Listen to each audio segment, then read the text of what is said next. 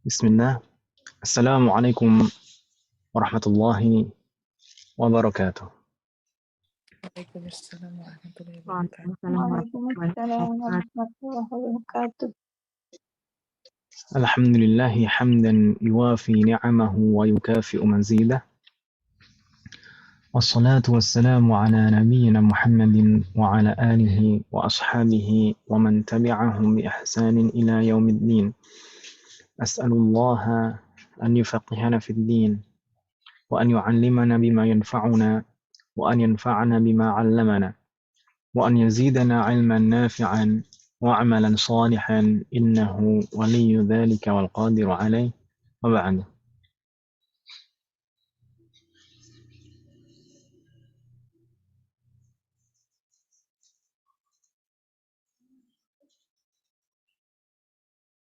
Taib. Alhamdulillah, malam hari ini kita bisa melanjutkan belajar kita kembali dengan taufik dan izin dari Allah Subhanahu wa taala. Ini adalah pertemuan keempat Ibu ya. Nah, ini adalah pertemuan keempat. Alhamdulillah, semoga Allah selalu memberikan taufik dan kemudahan kepada kita semuanya untuk bisa memahami dan mengamalkan apa yang kita pelajari. Di pertemuan yang lalu, kita membahas apa Ibu Husina? Sampai mana pembahasan kita? Masih ingat?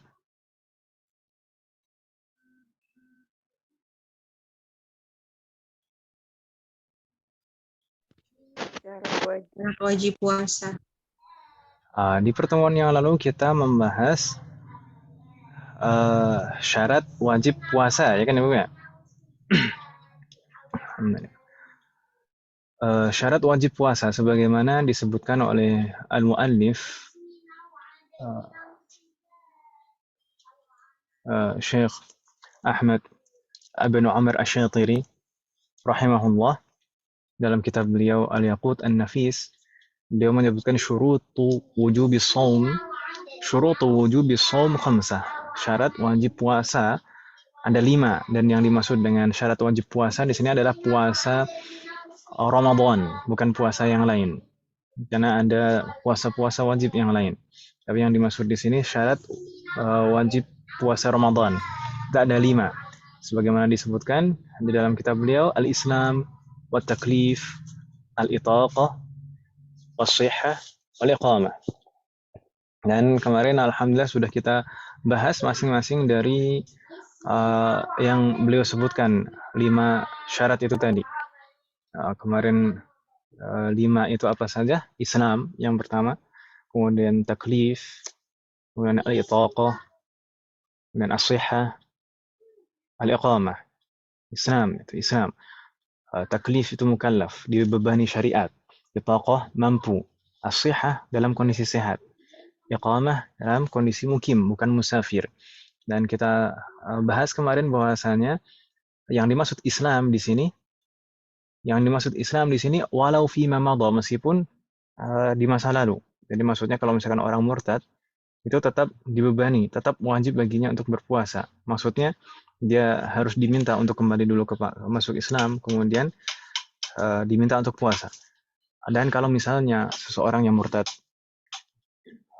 di masa depan misalkan dia masuk Islam lagi, maka dia harus mengqadha semua puasa yang dia tinggalkan semasa dia murtad. Baik. Kemudian taklif di sana, maksudnya taklif kemarin adalah dibebani syariat. Di sana mencakup 2 hal, al-bulugh wal aql. Jadi yang diwajibkan berpuasa adalah seorang anak yang sudah baligh dan berakal atau mumayyiz. Bulugh di sini, maka kalau misalkan belum baligh tidak wajib. Meskipun seandainya seorang anak itu mumayyiz maka sah. Karena bulugh itu syarat wajib saja, bukan syarat sah.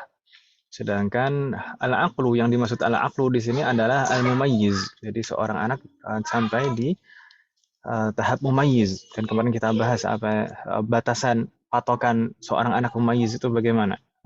Dia bisa makan sendiri, bisa istinja sendiri depan dan belakang. Tapi di sini kebanyakan fuqaha, kebanyakan ulama fikih itu menggunakan istilah al-aqlu, bukan at-tamyiz. Karena di sana agar mencakup yang tidak berakal, itu tidak wajib. Yang tidak berakal baik secara alami, seperti yang anak kecil yang belum memayyiz, atau yang hilang akal hilang akal karena sebab-sebab tertentu seperti majnun, sakran, wal mughma alaih. Nah, jadi orang yang gila, orang yang mabuk, dan orang yang pingsan itu tidak wajib berpuasa secara mutlak. Dan kita kemarin juga sudah membahasnya. Kalau kewajiban berpuasa mereka tidak wajib secara mutlak. Tapi kalau masalah bagaimana puasa mereka, apakah sah seandainya kalau misalkan gila atau mabuk atau apa namanya pingsan ini di pertengahan puasa atau dimulai dari awal puasa sebelum fajar, itu bagaimana, apakah puasanya sah? Kalau misalkan sebelumnya sudah niat puasa, ya. Sebelumnya sudah niat puasa tapi la qadarullah ternyata saat dia proses mau berpuasa itu dia gila atau mabuk atau pingsan itu. Maka bagaimana puasanya? Apakah sah atau tidak? Kemarin kita sebut rinciannya. Mungkin bisa dimurojaah lagi. Dan juga termasuk qadha. Kita kemarin bahas juga bagaimana orang-orang ini, orang yang gila, orang yang mabuk, dan orang yang pingsan. Apakah mereka wajib mengqadha? Maka juga ada perinciannya. Baik. Kemudian syarat yang ketiga adalah itaqah, mampu. Ini mencakup dua hal, itaqah hissan wa itaqah syar'an. Mampu baik secara fisik maupun secara syar'i. Mampu secara fisik berarti di sana kalau seandainya seseorang tidak mampu secara fisik untuk berpuasa, maka tidak wajib. Tidak mampu secara fisik itu seperti apa misalnya? Seperti orang yang sudah sangat tua, sehingga dia tidak kuat untuk berpuasa, atau karena sakit yang tidak bisa diharapkan kesembuhannya, sakit yang tidak mungkin sembuh, ya. Maka tidak wajib bagi mereka untuk berpuasa karena memang tidak mampu secara fisik. Meskipun tidak wajib berpuasa tapi harus mengganti dengan fidyah untuk setiap harinya. Jadi 1 mud per hari. Nanti akan kita bahas pada saatnya insyaallah. Kemudian mampu di sini juga mampu secara syar'i. Mampu secara syar'i berarti puasa tidak wajib bagi orang yang wanita yang haid dan nifas. Meskipun mereka berdua mampu secara fisik tapi tidak mampu secara syar'i. Baik. Dan untuk sehat ini juga syarat wajib puasa. Jadi kalau misalkan orang yang sakit, maka tidak wajib berpuasa. Orang yang sakit tidak wajib berpuasa. Meskipun sakitnya ini kemungkinan sembuh di masa depan. Meskipun sakitnya ini ada kemungkinan sembuh di masa yang akan datang. Dan kemarin kita sebutkan sakit di sini yang menjadi patokan, sakit ini sakit yang bagaimana yang dibolehkan untuk tidak berpuasa, yaitu hampir sama seperti sakit yang pada bab tayamum. Jadi di sana kalau dalam bab tayamum itu salah satu sebab dibolehkan tayamum adalah sakit. Di sini juga salah satu sebab seseorang tidak wajib berpuasa adalah karena sakit. Sakitnya ini sakit yang bagaimana? Kita kemarin jelaskan mencakup 3 hal. Sakit yang dikhawatirkan kalau misalkan kita paksakan untuk berpuasa, maka akan membahayakan nyawa kita, atau kita khawatir nanti akan menyebabkan cacat pada salah satu anggota tubuh kita, atau menyebabkan lambat sembuhnya. Jadi semakin lama atau semakin parah sakitnya. Tayyib. Insyaallah itu tidak ada kendala. Kemudian iqamah di sini maksudnya bukan musafir.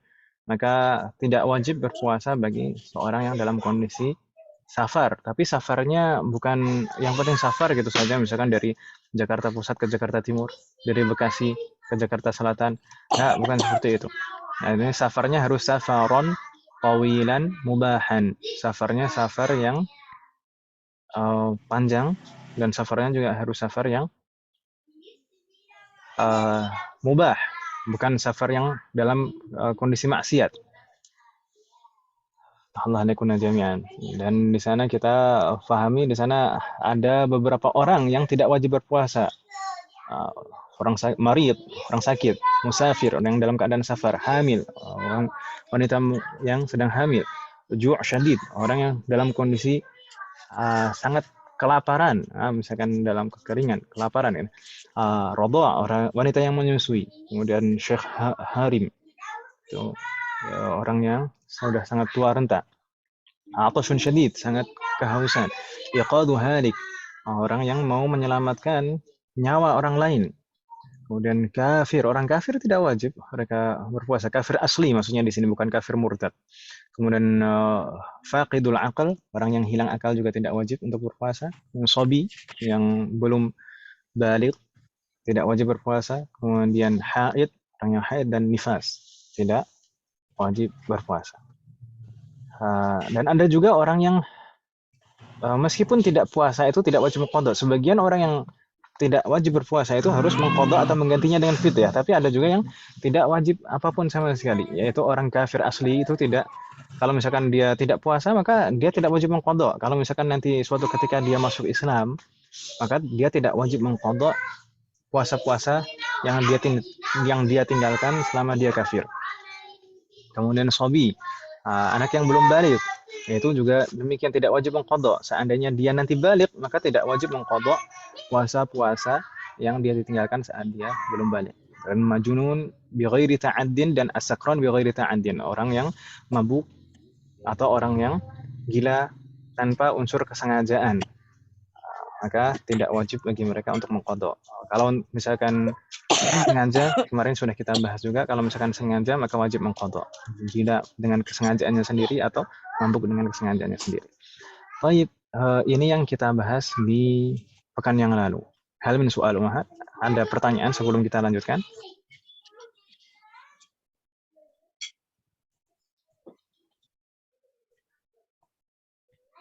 Ada pertanyaan sebelum kita lanjutkan?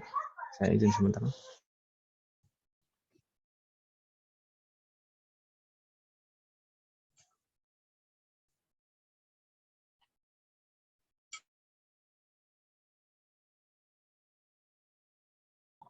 Ustadz boleh tanya nggak Ustadz? Nah, boleh Om. Saya tadi kan bilang ada pertanyaan gitu. Nah, tafadhol. Kan kemarin disebutkan juga ya Ustadz, kalau orang yang murtad terus kembali lagi dia ke Islam, maka dia wajib mengqadha puasanya selama dia murtad itu gitu ya Ustadz ya. Iya, betul begitu ya Ustadz ya. Betul. Nah, itu maaf ya, ini kan saya sih tidak ini. Kalau secara logikanya itu bagaimana ya Ustadz ya? Kalau memang kafir kan dia dulunya kafir, terus masuk Islam sehingga dia tidak wajib mengqadha puasa-puasa yang ditinggalkannya selama dia kafir. Tapi kalau dia udah Islam terus murtad balik lagi, dia harus mengqadha gitu ya Ustadz ya? Karena dia sebelumnya dia sudah dibebani syariat puasa. Berbeda dengan kafir asli. Kafir asli itu belum pernah diwajibkan kepadanya syariat, menjalankan syariat. Tapi kalau sudah pernah Islam kemudian murtad, la qadarullah, maka dia sudah pernah berlaku syariat kepadanya. Dia sudah menjalankan syariat. Kemudian kalau misalkan dia mengingkari, maka wajib baginya tetap kewajiban itu tidak hilang. Kalau misalkan dia ingkar, jadi ingkarnya dia itu dengan kewajiban itu tidak menghilangkan kewajibannya. Gitu ya. Selain ini juga sebagai taghlidhan, sebagai pemberat hukuman bagi dia yang telah murtad. Jadi tadi saya sampaikan, jadi ingkarnya dia saat murtad itu tidak menghilangkan kewajiban. Gitu ya. Ingkarnya dia saat murtad itu tidak menghilangkan kewajiban dia berpuasa, tidak menghilangkan kewajiban dia dalam menjalankan syariat. Seperti halnya orang muslim, misalkan orang muslim nggak puasa dengan sengaja, tetap wajib juga, ya kan ya?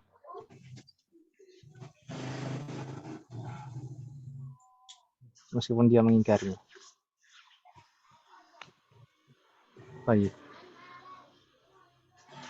Jadi ada dua sebab itu tadi. Kenapa kok tetap diwajibkan? Pertama itu tadi eh, ingkarnya dia itu tidak menghilangkan, tidak menghapus kewajiban dia menjalankan syariat. Kemudian setiap Senin aku belum pernah ikut itu loh. kemudian yang kedua itu taghlidhan, jadi sebagai pemberat hukuman baginya. Gitu, Om ya. Ya, terima kasih Ustaz penjelasannya. Baik, kalau misalkan tidak ada pertanyaan lagi ummahat sekalian, maka kita lanjutkan ke pembahasan berikutnya. Sebentar ummahat.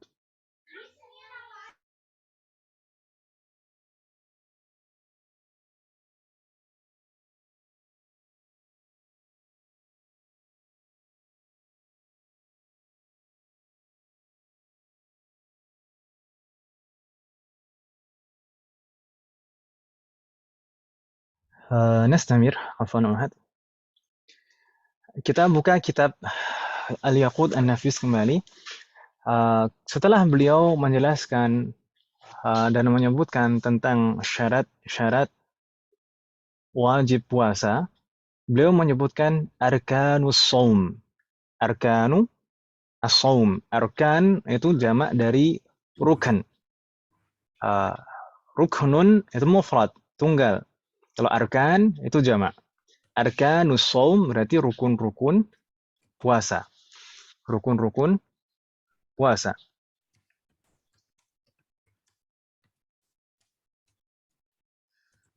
Tayyib. Rukun, sebagaimana kita sebutkan sebelumnya, rukun itu berbeda dengan syarat. Kalau syarat itu harus dipenuhi sebelum masuk dalam amalan. Sedangkan rukun itu harus dipenuhi saat menjalankan amalan. Begitu kan Ibu ya? Dan rukun itu harus betul-betul lengkap. Kalau salah satu saja kurang, maka amalannya tidak sempurna, bahkan tidak sah. Karena rukun itu sebenarnya kalau dari segi bahasa itu ibarat konstruksi. Jadi bangunan itu dibangun dengan konstruksi. Ada fondasi, ada dinding, ada tiang, ada atap, seperti itu. Kalau misalkan salah satu saja tidak ada, maka tidak jadi bangunan. Demikian juga dengan rukun. Rukun itu semuanya harus lengkap. Semuanya harus lengkap. Seperti halnya misalkan rukun Islam, misalkan, atau rukun iman. Rukun iman, seseorang misalkan beriman, tapi hanya sebagian saja dari rukun iman yang rukun iman itu ada berapa? Wah, sekalian, ayo.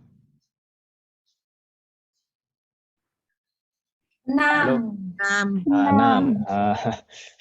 Jangan sampai ketukar.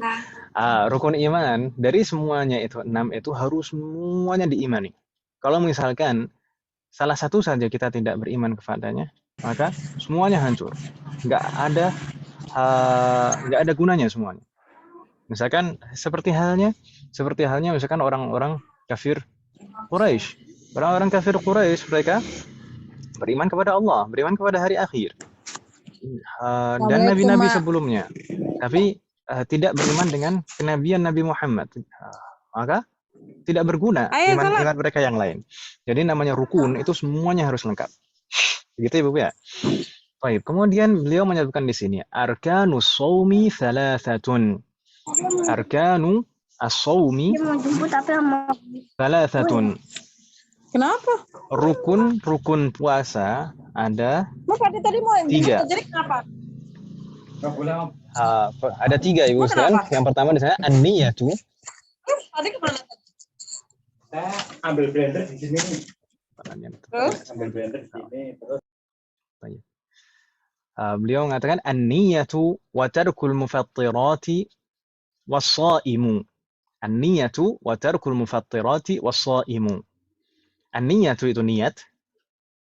Wa tarkul mufattirat, tarku itu meninggalkan. Al-mufattirat itu pembatal-pembatal. Yani maksudnya meninggalkan pembatal-pembatal puasa. Was-shaim, shaim itu orang yang berpuasa. Jadi orang yang berpuasa itu shaim gitu ya. Jadi kalau misalkan bilang dengan bahasa Arab, misalkan saya puasa, bukan ana shaum, tapi ana shaim. Ana shaim itu untuk mudzakkar. Kalau untuk muannats apa Ibu sekalian? Soimah. Ana sha'imah, bukan sha'imah yang di TV itu ya. Baik. Nah, jadi ini arkanus shaum thalathah, dan kalau kita lihat di sana di catatan kaki nomor 4, arkanus shaum di sini, puasa yang dimaksud di sini mencakup fardhon kana au naflan. Jadi yang dimaksud shaum, puasa pada rukun-rukun puasa di sini, puasa di sini mencakup baik puasa wajib maupun puasa sunnah. Jadi rukunnya 3, mau puasa wajib atau mau puasa sunnah, rukunnya 3 ini. Berbeda dengan di syurutu wujubis shaum kemarin, syarat wajib puasa, yang dimaksud puasa di situ adalah puasa Ramadan, bukan puasa sunnah. Atau bukan puasa wajib yang lain juga. Baik. Tentang maknanya ada pertanyaan umat sekalian sebelum kita jelaskan?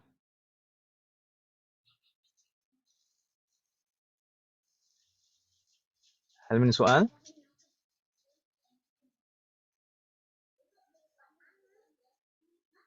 Tidak ada nampaknya untuk maknanya. Kalau tidak ada maka apa yang terputus nih? Nampaknya terputus nih barusan nih.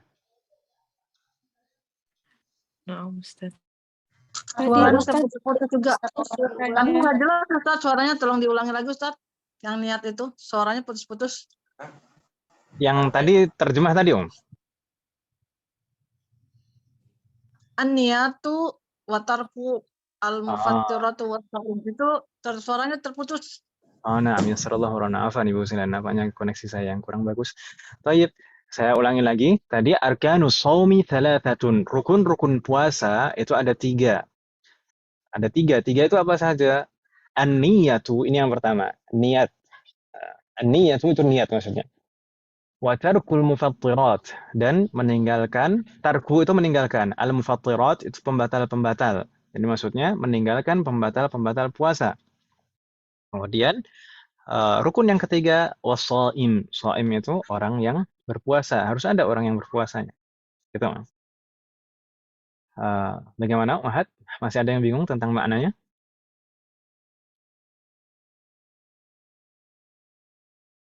Halo? Sudah jelas Ustaz, terima kasih. Baik. Jelas Ustaz.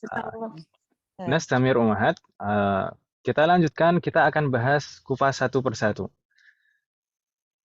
Arkanu as-shaum. Arkanu shaum tadi thalathah, ya kan Ibu ya? Arkanu shaum thalathah. Rukun puasa itu ada 3. Yang pertama niat, kemudian meninggalkan pembatal-pembatal puasa, dan yang ketiga adalah as-shaim, orang yang berpuasa. Niat. Sebenarnya umat sekalian, pembahasan niat ini tidak hanya di dalam puasa, ya kan Ibu ya? Tapi semua amalan itu membutuhkan niat. Mungkin kebanyakan atau mayoritas amalan itu membutuhkan niat. Suara saya masih putus-putus, umat sekalian.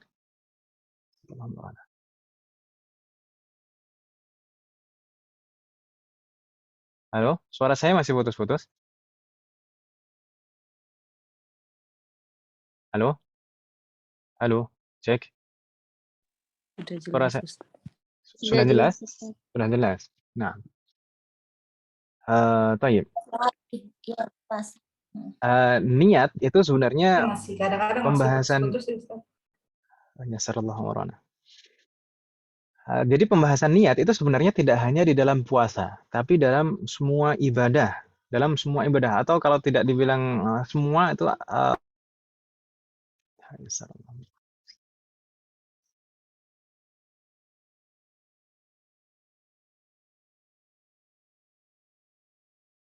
afwan Uhad.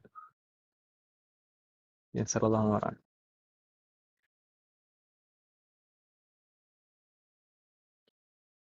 Masih putus-putus tidak, Om? Sudah jelas Ustaz. Sudah Jelas. jelas. Mudah-mudahan jelas terus, Om ya. Tayyib. pembahasan niat itu sebenarnya tidak hanya di dalam masalah puasa, tapi semua amalan ibadah atau mayoritas, hampir semua amalan ibadah itu membutuhkan niat. Berdasarkan sabda Rasulullah Shallallahu Alaihi Wasallam, "Innamal a'malu binniyat wa innama likulli imri'in ma nawa." Semua amal perbuatan itu harus dengan niat. Wa innama likulli imri'in ma nawa, dan seseorang hanya akan mendapatkan apa yang diniatkan saja. Jadi pembahasan niat ini sebenarnya tidak hanya di dalam masalah puasa. Dan mungkin kita bahas sekalian, kita kupas sekalian terkait dengan niat tidak hanya dalam konteks puasa. Karena saya khawatir kita tidak ada kesempatan lain untuk membahasnya. Mungkin entah karena kesibukan atau apa, nanti mungkin kita tidak ketemu lagi dalam pembahasan-pembahasan lain. Sebenarnya mungkin akan kita bahas di masalah, mungkin kalau kita belajar fikih, nanti akan kita bahas juga niat. Tapi saya ingin di sini kita bahas niat secara detail. Tidak apa-apa Ibu ya?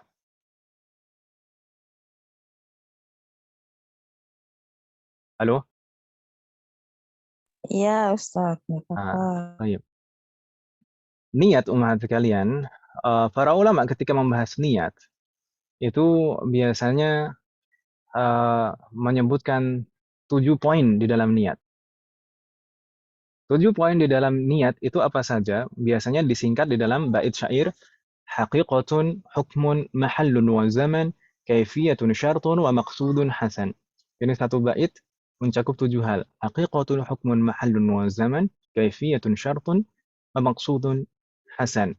Apa saja itu 7 itu? Haqiqah, kemudian hukmun, mahallun, zaman,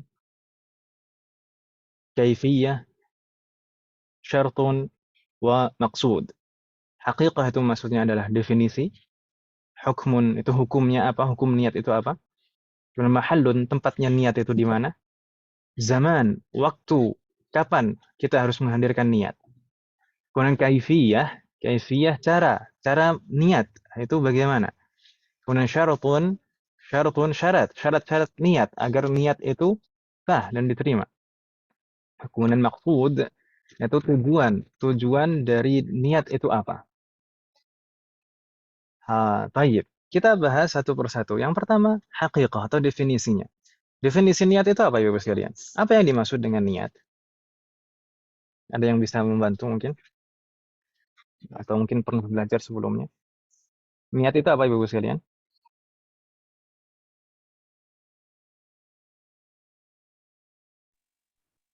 Sesuatu yang ada di dalam hati. Sesuatu yang ada di dalam hati. Ini umum sekali Om. Banyak yang di dalam hati kita Om. Sesuatu yang ada di dalam hati. Wah. Kalau misalkan saya memikirkan seseorang, berarti seseorang ini niat, kan enggak kan? Tujuan yang ada di dalam hati. Tujuan yang ada di dalam hati. Taib, mirip, hampir dekat tapi kurang spesifik lagi. Kalau para ulama itu menyebutkan yang dimaksud dengan niat adalah qasdu syai'i muqtarinan bi fi'lihi. Qasdu syai'i muqtarinan bi fi'lihi. Maaf, kalau diterjemahkan bagaimana Ibu sekalian? Qasdu itu maksud. Maksud. Nah, maksud atau tujuan. Bermaksud melakukan sesuatu muqtarinan, dan maksud ini harus bersambung. Muqtarin ini bersambung. Bi fi'lihi, bersambung dengan awal amalan. Fi'lihi, dengan amalannya. Saya ulangi lagi, qasdu syai'i muqtarinan bi fi'lihi. Ini definisi niat, yaitu bermaksud mengerjakan suatu amalan, dan maksud ini harus dihadirkan saat memulai amalan. Bermaksud melakukan amalan dan harus bersambung, maksudnya ini, maksud yang dihadirkan di dalam hati ini harus bersambung bersamaan dengan awal amalan. Gitu Ibu ya? Ingat ibu-ibu sekalian, di sana di dalam bahasa Arab dan dalam istilah fikih itu ada istilah niat dan ada istilah azm. Azmun dan niat. Azmun itu bukan niat. Niat itu bukan azmun. Kalau azmun itu bermaksud juga mengerjakan sesuatu amalan, tapi jauh sebelum mulai amalan. Atau mungkin kalau dalam bahasa kita azmun itu disebut dengan keinginan. Keinginan itu bukan niat. Keinginan itu bukan niat. Jadi azmun itu bukan niat. Kalau niat di dalam, terutama di dalam mazhab Syafi'i, niat itu qasdu syai' muqtarinan bi fi'lihi, bermaksud melakukan sesuatu amalan dan maksud ini harus dihadirkan bersamaan dengan bersamaan dengan awal amalan tersebut. Misalkan kalau di dalam sholat misalkan, berarti bersambung dengan takbiratul ihram. Gitu ya, Bu ya? Wadih Mahat? Halo? Ya, Ustaz. Nah, Ya Ustaz. Ustaz, boleh diulang Ustaz. Ya Allah.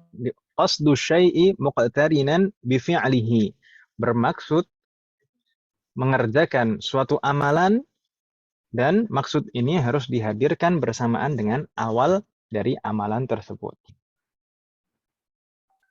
Wadih Mahat? Wadih. Baik. Insyaallah, Ustaz. Ini definisi yang disebutkan di kitab-kitab matan fikih oleh para ulama kita di dalam mazhab Syafi'i. Kemudian hukum niat itu apa? Hukum niat adalah al-wujubu Wajib. ghaliban.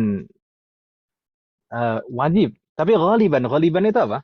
Ghaliban itu kebanyakan, seringkali. Berarti ada yang tidak wajib kita menghadirkan niat. Naam, ada satu amalan yang tidak wajib kita menghadirkan niat. Apa itu? Memandikan mayit. Memandikan mayit itu tidak wajib niat, ibu-ibu sekalian. Tapi amalan-amalannya lain, semua amalan yang lain itu harus dengan niat. Tapi kalau memandikan mayit itu tidak harus dengan niat. Jadi kalau misalkan seorang mayit, ya, ada mayit misalkan, di sana tidak sengaja terguyur seluruh tubuhnya dengan air, itu maka sah, ini sudah dianggap dimandikan. Misalkan ada mayit ditaruh di samping tandon, terus tiba-tiba tandonnya itu pecah gitu ya, terus kemudian mengguyur semua anggota tubuh dari mayit itu, maka itu sudah dianggap dimandikan mayit. Gitu ya, Bu ya. Itu satu itu pengecualian. Makanya di sini al-wujubu ghaliban. Hukumnya wajib, secara umum wajib. Secara umum wajib, tapi ada pengecualian. Ghaliban itu kebanyakan. Nah, gitu ya, Bu ya. Bingung tidak mahasiswa kalian? Insyaallah jelas Ustaz. Allah paham. Baik. Berikutnya mahallun tempat. Tempatnya niat itu di mana?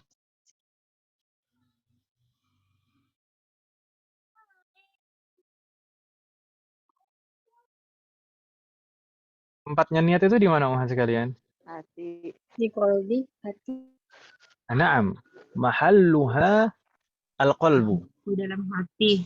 Mahalluha al-qalbu. Ini hampir seperti ijma', disepakati oleh para ulama. Niat itu tempatnya di dalam hati. Niat itu tempatnya di dalam hati. Semuanya sepakat insyaallah. Tapi kalau dilafatkan boleh atau tidak?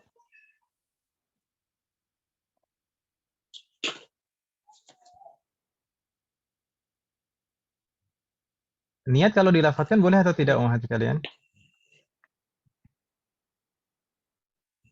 Halo? Kok diam semuanya? Boleh. Yassarallahu warana jami'an.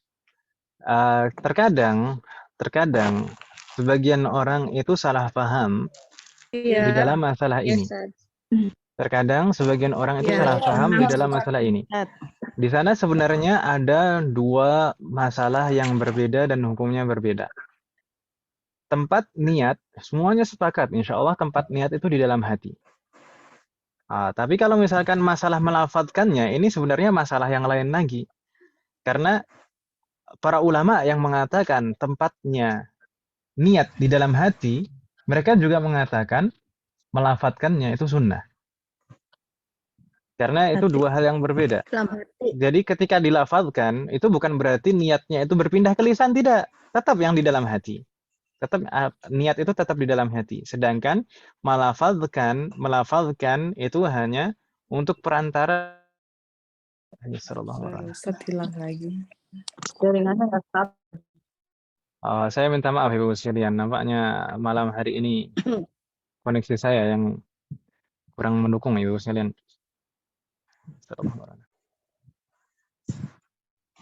Jadi niat itu tempatnya di dalam hati, semuanya sepakat.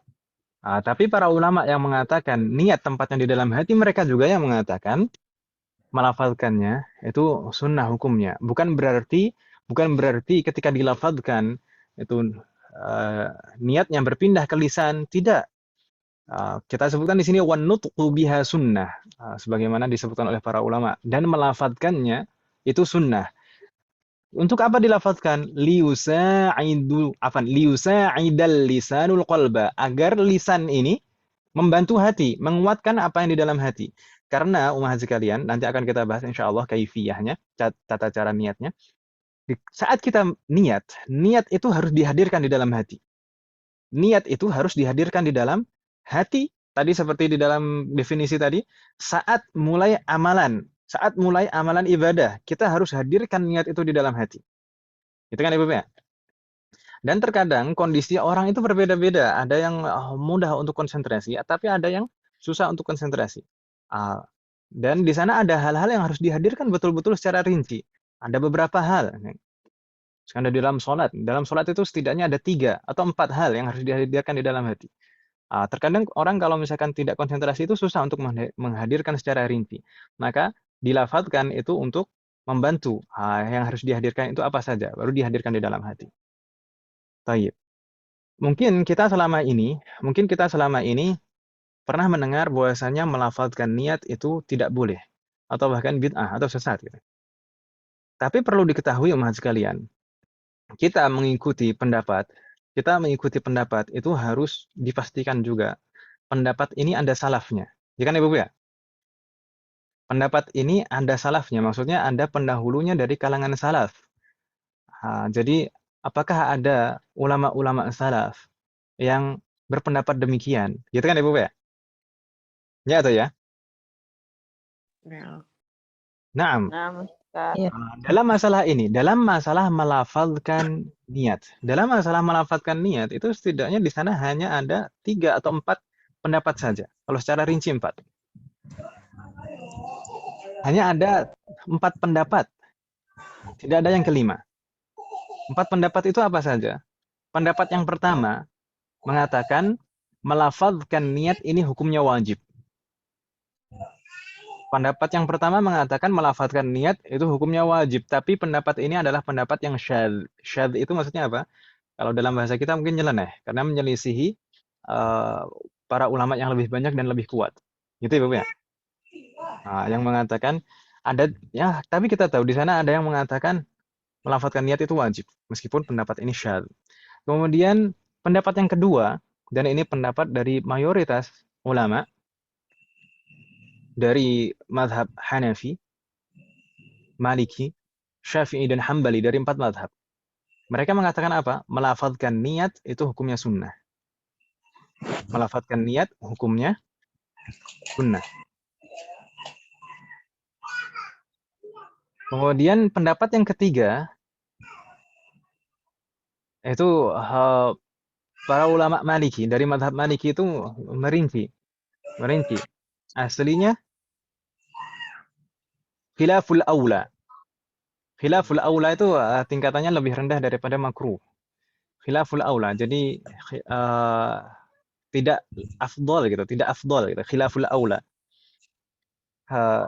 Jadi melafadzkan niat itu khilaful aula kecuali bagi orang yang banyak was-was, maka disunahkan. Ini dari dalam mazhab Maliki demikian. Jadi hukum melafadzkannya khilaful aula atau tidak afdal. kecuali bagi orang yang banyak was-was, maka disunahkan untuk melafadzkannya. Itu dalam mazhab Maliki. Kemudian pendapat yang keempat, yaitu pendapat dari sebagian ulama Hanafi dan sebagian ulama Hanbali, mengatakan melafadzkan niat itu hukumnya makruh. Melafadzkan niat itu hukumnya makruh. Berarti di sana ada tidak yang mengatakan haram? Tidak ada. Tidak ada pendapat ulama salaf yang mengatakan melafadzkan niat itu haram. Kalau misalkan ada yang mengatakan haram, maka kita harus tanya, salafnya siapa? Gitu Ibu ya. Salafnya siapa? Pendahulu ulama yang mengatakan melafadzkan niat itu haram itu siapa? Dari terutama dari 4 madhab atau dari 3 generasi pertama. Wadih mahat. Allah alikuna jami'an. Mungkin ada pertanyaan. Bukannya Rasulullah, para sahabat tidak ada yang melafadzkan niat. Nah, di sana mungkin dimulai dari kalangan tabi'in dan tabi'ut tabi'in. Bukannya Rasulullah dan para sahabat tidak ada riwayat mereka melafadzkan niat. Tapi kenapa para ulama mengatakan melafadzkan niat itu hukumnya sunnah? Ini mayoritas ulama dari 4 madhab mengatakan melafadzkan niat itu hukumnya sunnah. Mengapa demikian? Mungkin ada pertanyaan seperti itu. Ya, Ibu sekalian ya. Iya. Ya, Ustaz. Alasan pertama, melafadzkan niat itu bukan berarti niatnya berpindah ke lisan seperti saya sebutkan tadi. Tapi melafadzkan niat ini hanya sebagai perantara, sebagai alat perantara untuk menguatkan apa yang ada di dalam hati, niat yang ada di dalam hati. Perantara, ibu-ibu sekalian. Wasilah atau perantara untuk kebaikan itu tidak ada yang dihukumnya haram. Wasilah atau perantara untuk kebaikan tidak ada yang dihukumnya haram. Paling maksimal itu harusnya hukumnya mubah. Saya misalkan ini contoh permisalan, bukan untuk dikiaskan, tapi contoh permisalan. Contoh misalkan kita di dalam mengumandangkan azan itu disunahkan untuk memperluas jangkauan.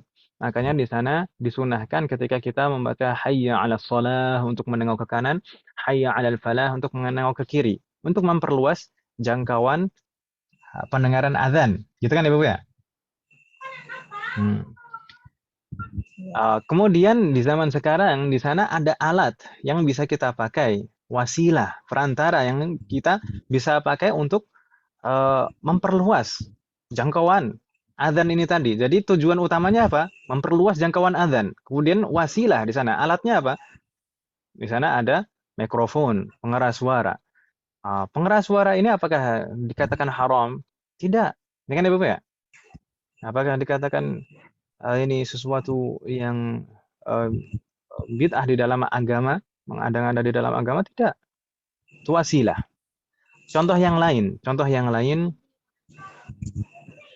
di dalam salat kita diperintahkan untuk meluruskan shaf, ya kan Ibu ya? Halo? Di dalam salat kita diperintahkan untuk meluruskan shaf. Nah, itu tujuan utamanya.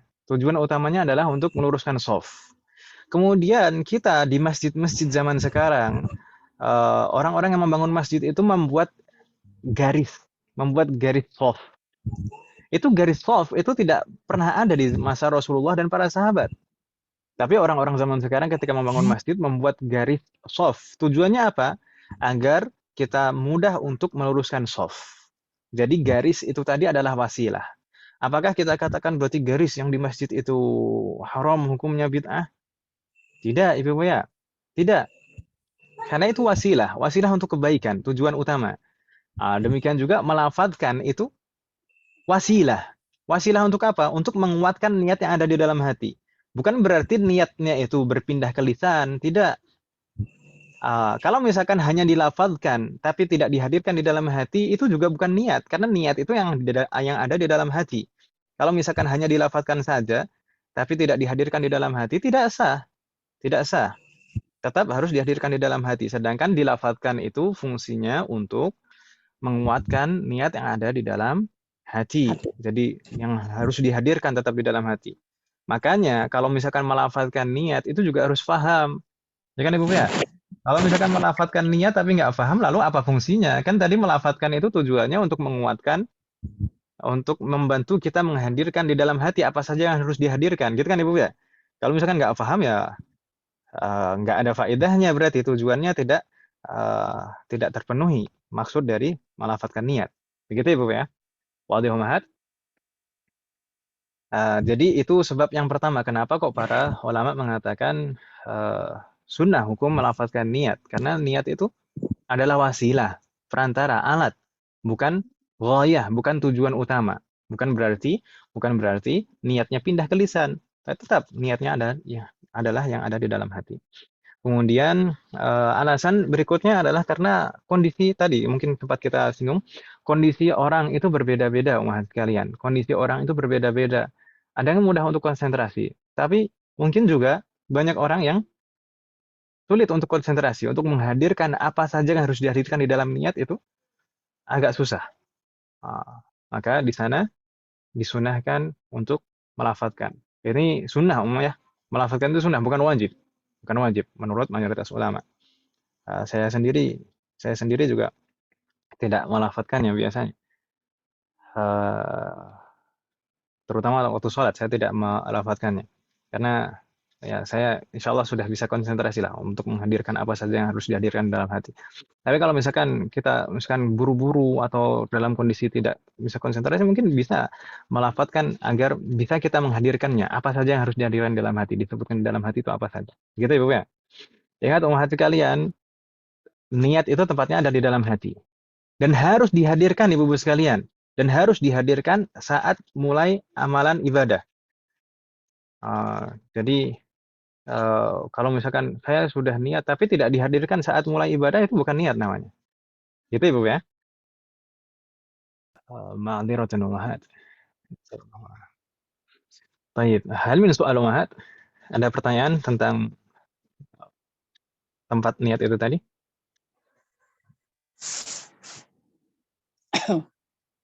La yujad? Tidak cukup jelas Ustaz. Jelas ya. Ya, Ustaz, saya mau nanya. Ustaz. Naam, tafadhali. Ustaz, Naam, Ana mau silakan. nanya. Ini kan ininya fikih Ramadan ya. Nah, kalau kita niatnya, maksudnya dari awal puasa kita udah niat gitu ya. Terus khawatir entar kalau kita kan bangun kesiangan gitu ya. Nah, kita kan udah niat, apakah itu kita puasanya sah gitu? Maksud kata kita kan lagi makan sahurnya. Dari awal udah niat Ramadan. Iya. Sebenarnya akan kita bahas nanti insya Allah, tapi sah itu. Saya jawab sekarang itu sah. Kalau sudah niat sebelumnya, kemudian bangunnya kesiangan, maka tetap sah puasanya. Tapi insya Allah akan kita bahas nanti secara rinci. Gitu ya? Ya sallallahu alaihi Saya harap untuk pembahasan niat ini saya harap tidak disalahpahami Ibu ya, karena mungkin kalau belum pernah belajar fikih mungkin agak kaget. Katanya Ustadz Fulan misalkan melafadzkan niat itu nggak boleh. Berarti ini Ustadz Tohar ini orangnya nggak beres ini. Ustadz ini orang. Tapi saya sudah menyampaikan apa adanya. Bagaimana para ulama menjelaskan. Begitu Ibu ya? Ustaz. Naam. Assalamualaikum. Yang harus dihadirkan di dalam hati itu maksudnya bagaimana ya Ustaz? Naam, itu akan kita bahas pada kaifiyah, tata cara insya Allah. Jadi masih ada 4 poin ini tersisa. Jangan terburu-buru. Nah, masih ada 4 poin tersisa. Jazakallahu khairan katsiran. Baik. Yassarallahu warana jami'an. Mungkin kita lanjutkan. Berikutnya, zaman atau waktu. Kapan kita harus menghadirkan niat? Kapan umat kalian? Di sini disebutkan zamanuha awwalul ibadati illa shaum. Jadi waktu menghadirkan niat adalah permulaan ibadah kecuali puasa. Permulaan ibadah itu maksudnya misalnya kalau misalkan sholat itu berarti saat takbiratul ihram. Allahu Akbar, saat itu juga kita menghadirkan apa yang harus dihadirkan di dalam hati dari niat. Gitu Ibu ya. Saat wudu. Wudu itu rukun yang pertama adalah membasuh wajah. Berarti saat membasuh wajah kita harus menghadirkan niat. Nah, itu awalul ibadah illa shaum, kecuali puasa. Kecuali puasa. Sedangkan puasa, kapan kita harus menghadirkan niat? Kita harus menghadirkan niat puasa itu di malam harinya. Nanti akan kita bahas insya Allah. Gitu Ibu ya. Kalau puasa harus di malam harinya. Tidak boleh misalkan saat fajar baru niat. Gitu tidak boleh. Gitu Ibu ya. Dan itu juga sebenarnya masyaqqah azimah. Jadi sangat memberatkan kalau misalkan kita disyariatkan dalam puasa itu niatnya harus saat awal fajar. Awal fajar itu enggak setiap orang bisa betul-betul memastikan kapan awal fajar. Ya kan Ibu ya? Akan susah sekali. Dan di sini itu mungkin sebagian ulama mengatakan karena sebab itu niat puasa itu dibolehkan untuk malam hari atau bahkan diharuskan malam harinya, bukan saat fajar. Atau juga ada yang mengatakan itu sebenarnya adalah azm yang menggantikan niat. Kurang lebih demikian. Ini di dalam mazhab Syafi'i. Di dalam mazhab Syafi'i, niat itu harus di awal ibadah. Apakah ada pendapat yang lain? Naam, setidaknya tentang masalah waktu menghadirkan niat, yaitu ada 3 pendapat. Pendapat yang pertama ini tadi, dalam mazhab Syafi'i, niat itu harus dihadirkan di awal ibadah, jadi bersambung dengan awal ibadah. Sedangkan di dalam mazhab Hambali, itu tempat niat itu boleh sebelumnya sedikit. Jadi sebelum memulai ibadah sedikit, tidak banyak. Misalnya bagaimana? Sebelum memulai ibadah sedikit itu misalnya bagaimana? Misalnya 1 langkah sebelum takbiratul ihram. 1 langkah sebelum takbiratul ihram itu boleh. Kita menghadirkan niat itu kalau di dalam mazhab Hambali. Kalau di dalam mazhab Syafi'i nggak boleh. Harus ketika takbiratul ihram. Atau juga ada pendapat yang ketiga dalam mazhab Maliki itu boleh sebelumnya lagi, tapi ada syarat. Boleh sebelumnya lagi, tapi ada syarat tidak boleh ada hal atau amalan lain yang menjedainya. Tidak boleh ada amalan yang lain yang menjedainya. Jadi sebelum 1 langkah sebelum sholat takbiratul ihram itu boleh, tapi tidak boleh ada amalan yang menjedainya. Ini dalam mazhab Maliki. Allahumma. Itu Ibu ya, itu waktu menghadirkan niat dan pendapat-pendapat para ulama. Berarti tidak ada yang mengatakan, misalnya mungkin terkadang dulu kita awal-awal belajar pernah mendengar kalau misalnya kita mendengar adzan di masjid, kemudian kita siap-siap wudu, kemudian ganti pakaian, kemudian jalan ke masjid itu sudah dihitung niat. Ini tidak ada para ulama yang mengatakan itu sudah dihitung niat.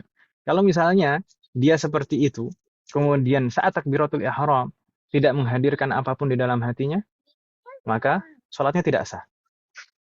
Karena itu kalau misalkan dia tadi ketika mendengar azan, kemudian dia wudu, itu dia mengatakan itu dia ingin mau sholat gitu, itu hanya keinginan, azam atau keinginan, bukan niat. Kita tadi bahas di awal, azam itu bukan niat.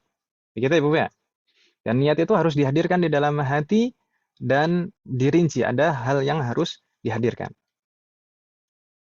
Begitu Ibu ya. Ini lagi-lagi saya berharap ini tidak disalahpahami. Semoga ini ya saya menyampaikan apa adanya yang dijelaskan oleh para ulama. Boleh tanya Ustadz? Naam, tafadhali. Apakah niat saum Ramadan itu harus dilafalkan setiap malam hari atau boleh pada saat malam 1 Ramadan, di malamnya itu kita berniat saum Ramadan selama 1 bulan? Nah, insya Allah akan kita bahas nanti. Tapi apakah harus dilafadzkan? Tidak. Tadi seperti kita sampaikan, niat itu tempatnya di dalam hati. Sedangkan melafadzkannya itu hukumnya hanya sunnah, gitu ya. Kalau misalkan dilafadzkan saja, tidak dihadirkan di dalam hati, maka tidak sah. Harus dihadirkan di dalam hati. Melafadzkannya sunnah, gitu ya. Sedangkan apakah nanti harus setiap hari? Di dalam mazhab Syafi'i ya, tapi dalam mazhab Maliki tidak. Gitu ya. Nanti akan kita bahas lebih detail lagi insya Allah. Makasih Eh, Ustaz. Afwan. Ustaz, Baik. Ustaz, Naam. kalau kalau itu kan mungkin kaitannya memang kita membahas puasa Ramadan ya Ustaz. Tapi kalau untuk yang sunnah kan mungkin saum sunnah kan boleh kapan kita ini ya Ustaz ya. Nggak seperti saum Ramadan kalau untuk niat ya. Betul. Nah, insya Allah kan kita bahas juga nanti untuk puasa sunnah. Puasa sunnah itu eh, sebelum zawal itu boleh. Sebelum zawal. Sebelum zawal itu sebelum pertengahan siang hari. Nah, Syukran Ustaz. Afwan. Baik. Semoga Allah memberikan taufik pada kita semuanya. Ini mudah-mudahan tidak disalahpahami. Ini sudah bagus tadi. Mudah-mudahan ini berkurang yang hadir di sini bukan karena saya membahas ini, Ibu ya. Membahas tempatnya niat, kemudian waktu niat. Ya. Mungkin karena koneksinya saja. Ntar dikira menyangka, wah ini Ustadznya nggak beres. Ya. Koneksi. Tahib. Nastamir. Berikutnya, kaifiyah. Nah, ini. Kaifiyah. Kaifiyah itu tata cara. Tata cara, maksudnya apa saja yang harus dihadirkan di dalam niat. Kita tuliskan di sana takhtalifu bi ikhtilafil manwi. Ini berbeda. Setiap amalan berbeda. Apa saja yang harus dihadirkan di dalam hati, setiap amalan berbeda. Para ulama, madhab kita, madhab Syafi'i itu mengelompokkan ibadah itu menjadi 3. Berdasarkan apa saja yang harus dihadirkan di dalam niat. Di sana ada amalan-amalan ibadah yang harus ada 3 yang dihadirkan minimal. Qasdu syai', kemudian at-ta'yin wal fardiyah. Qasdu itu bermaksud melaksanakan amalan tertentu. Ta'yin itu merinci jenisnya. Jenis amalan ini apa? Kemudian fardiyah ini sebagai amalan fardu. Contohnya apa? Yang kita harus menghadirkan 3 hal ini dalam niat. Amalan apa contohnya? Contohnya adalah sholat fardu. Dalam sholat fardu, kita harus menghadirkan 3 hal ini. Al-qasdu, misalkan saya niat sholat. Jadi bermaksud mengerjakan amalan tersebut. Saya niat sholat. Kemudian ta'yin. Ta'yin itu apa? Berinci jenisnya. Jenisnya ini apa? Misalnya sholat fardu, sholat duhur. Saya niat sholat duhur. Gitu, Mak. Kemudian yang ketiga yang harus dihadirkan juga adalah fardiyah. Kalau ini sholatnya sholat wajib. Jadi dalam sholat kita minimal ada 3 hal. Saya niat sholat fardu. Atau kalau misalkan dengan bahasa Arab, usolli fardu. Saya niat sholat fardu zuhur. Saya niat sholat fardu zuhur. Ada ta'yin di sana, ada jenisnya. Kalau dengan bahasa Arab kita mengatakan misalkan usolli fardu zuhri. Usolli fardu zuhri di dalam hati ya, di dalam hati. Tidak cukup hanya dengan lisan. Kalau misalkan kita menggunakan lisan kita melafatkannya itu untuk membantu hati kita untuk menghadirkan apa saja yang harus dihadirkan. Usolli fardhu dhuhri. Dia dalam hati usolli fardhu dhuhri. Tapi kalau misalkan dilafatkan saja tidak dihadirkan di dalam hati tidak sah. Jadi usolli fardhu dhuhri. Itu 3 hal yang harus dihadirkan saat sholat fardu. Sholat fardu ya, bukan sholat sunnah. Sholat fardu harus 3 hal. Atau kalau misalkan menjadi makmum juga harus ditambah 1, makmuman. Sebagai makmum, agar sholatnya ini bersambung dengan imam. Kalau sebagai makmum maka 4 hal yang harus dihadirkan. Al-qasdu, at-ta'yin, al-fardiyah, wa makmum. Niat sholat, kemudian fardu, kemudian sholat fardunya, sholat fardu apa? Sholat fardu zuhur misalkan, kemudian makmum, sebagai makmum. Baik, mungkin ada pertanyaan, Ustaz. Kalau misalkan sholat duhur itu bukannya, saya pernah ditanya secara langsung masalahnya sebenarnya. Kalau misalkan sholat zuhur, bukannya pasti zuhur itu pasti sholat fardu. Bagaimana Ibu sekalian? Ada sholat sunnah rawatib nggak Ustaz? Naam. Tidak pasti juga namanya sholat zuhur itu pasti sholat fardu. Ada sholat zuhur tapi qabliyah, ada ba'diyah, ya kan Ibu ya? Ada juga sholat zuhur yang juga dilakukan 4 rakaat, tapi sunnah hukumnya, yaitu sholat zuhur yang diulang, al-mu'adah. Misalkan kita sholat di dalam satu masjid, kita sholat dalam satu masjid, kita sudah sholat. Atau misalkan sholat di rumah lah, ya, kita sholat zuhur di rumah. Kemudian kita pergi ke masjid yang lain, di sana masih dalam jamaah, maka kita disunahkan untuk sholat mengikuti mereka. Dan sholat yang kedua itu dihitung sebagai sholat sunnah. Zuhur tapi sunnah, ya kan ya? Jadi harus dirinci. Kalau sholat wajib itu harus dirinci jenisnya. Jenis sholatnya ini sholat apa? Gitu ya, Bu ya? Wadih Mahat? Baik. Ada juga Boleh nanya ibadah lagi, bagaimana? Ustaz boleh nanya lagi nggak? Nah, Ini ya, masalah niat. Kan katanya tadi dilapatkan, kalau dilapatkan yang di bahasa Arab. Tapi kalau dilapatkan dalam boleh, bahasa, masuknya bahasa Indonesia, boleh. boleh. Boleh Berarti bahasa kan orang ada juga Indonesia, boleh bahasa Jawa, boleh bahasa Sunda, boleh bahasa Betawi, Batak. ada lillahi ta'ala gitu ya. Karena kenapa? Tadi melafatkan niat itu tujuannya apa? Membantu menguatkan niat yang ada di dalam hati. Gitu kan, namanya? Kalau misalkan dipaksakan melafatkan dengan bahasa Arab tapi tidak paham, maka nggak ada faedahnya melafatkan. Gitu kan, Ibu ya? Jadi harus paham, harus paham. Kalau misalkan melafatkannya dengan bahasa selain bahasa Arab pun nggak masalah. Gitu ya, Bu ya? Karena ketika melafatkan itu belum masuk dalam amalan, gitu kan, Ibu ya? Kalau misalkan amalannya adalah sholat, sholat itu kan kalau ngomong batal. Kalau misalkan ketika dilafatkan kan belum masuk dalam sholat. Dan niatnya itu ketika takbiratul ihram baru dihadirkan. Gitu ya, Bu ya? Wadih Mahat. Baik. Berikutnya di sana ada juga amalan-amalan ibadah yang hanya wajib menghadirkan dua hal, yaitu al-qasdu wa ta'yin. Al-qasdu wa ta'yin menghadirkan bermaksud mengerjakan amalan tersebut dan merinci jenisnya. Contohnya apa? Contohnya adalah sholat sunnah. Sholat sunnah rawatib. Sholat sunnah rawatib qabliyah ba'diyah, Ibu ya, maksudnya. Sholat sunnah qabliyah ba'diyah. Itu tidak harus kita menyebutkan misalkan usolli sunnah, itu enggak. Usolli fardhu enggak. Tapi misalkan saya menghadirkan di dalam hati saya niat sholat qabla zuhur. Usolli qabla zuhri. Sudah gitu saja sudah sah yang dihadirkan di dalam hati. Usolli qabla zuhri. Saya niat sholat qabla zuhur, sebelum zuhur. Saya niat sholat ba'da zuhur, setelah zuhur. Gitu ya, Bu ya? Tidak harus dirinci apakah ini fardu atau sunnah. Gitu ya, Bu ya? Demikian juga puasa. Puasa itu masuk ke bagian kedua ini. Puasa itu puasa wajib maksudnya. Puasa wajib, ya, bukan puasa sunnah. Puasa wajib itu harus menghadirkan dua hal dalam niatnya, yaitu al-qasdu dan at-ta'yin.